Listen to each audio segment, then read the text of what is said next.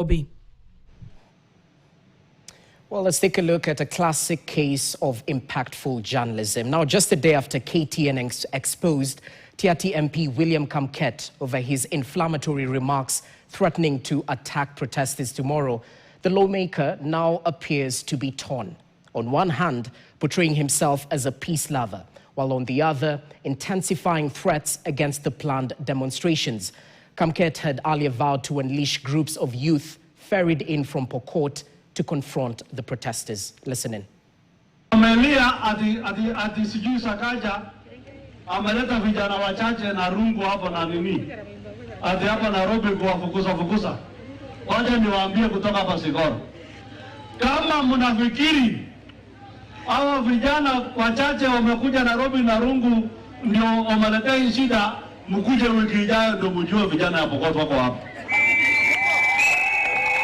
Vijana mko wangapi wako tayari kudefend serikali?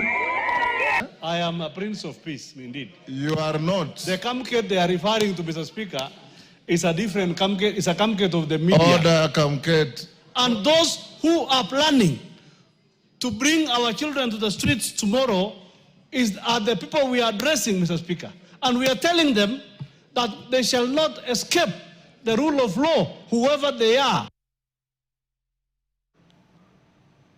You be the judge. Now, the National Police Service